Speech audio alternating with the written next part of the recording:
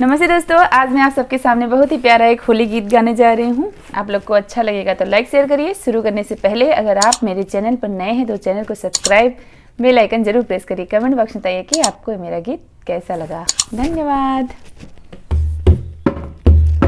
केहू दिखले से हो यार, केहू दिखले से हो यार, हमरे बलम बहुरहवा के।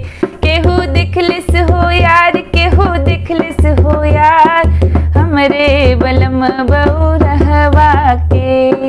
सबका बलम पहले पीला पीताम्बर, सबका बलम पहले पीला पीताम्बर, सबका बलम पहले पीला पीताम्बर, पीला पीताम्बर हो पीला पीताम्बर। हमरे बलमुआ त मिर्गा के छाल, हमरे बलमुआ त मिर्गा के छाल। केहू दिखले से हो यार, केहू दिखले से हो यार, केहू दिखले से हो यार, हमरे बलम बहुरहवा के। केहू दिखले से हो यार, केहू दिखले से हो यार, हमरे बलम बहुरहवा के। सबका बलम बैठे हाथी घोड़ा, सबका बलम बैठे हाथी घोड़ा, हाथी घोड़ा हो हाथी घोड़ा, सबका बलम बैठे हाथी घोड़ा। हमरे बलमुआ त नंदी सवार, हमरे बलमुआ त नंदी सवार। केहू दिखले से हो यार, केहू दिखले से हो यार, केहू दिखले से हो यार, हमरे बलम बहुरहवा के। केहू दिखले से हो यार, केहू दिखले से हो यार, हमरे बलम बहुरहवा के। सबका बलम खाई मेवा मिठाई, सबका बलम खाई मेवा मिठाई, मेवा मिठाई हो मेवा मिठाई, सबके बलम खाए मेवा मिठाई।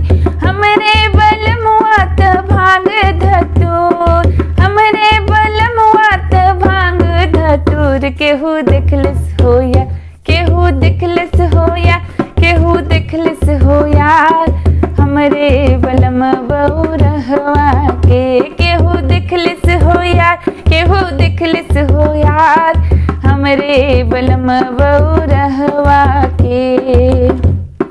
सबका बलमुआ बनवे महला दुई महला, सबका बलम बनवे महला दुई महला, महला दुई महला, महला दुई महला। हमरे बलमुआ त काशी निवास, हमरे बलमुआ का काशी निवास। केहू दिखले से हो यार, केहू दिखले से हो यार, केहू दिखले से हो यार, हमरे बलम बहुरहवा के। केहू दिखले से हो यार, केहू दिखले से हो यार, हमरे बलम बहुरहवा के।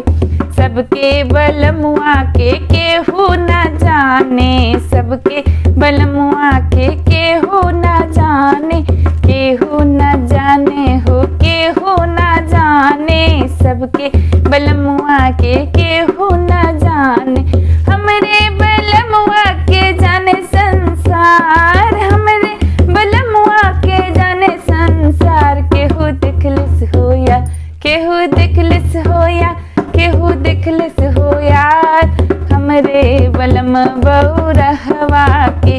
केहू दिखले से हो यार, केहू दिखले से हो यार, हमरे बलम बहुरहवा के। केहू दिखले से हो यार, केहू दिखले से हो यार, हमरे बलम बहुरहवा के। धन्यवाद।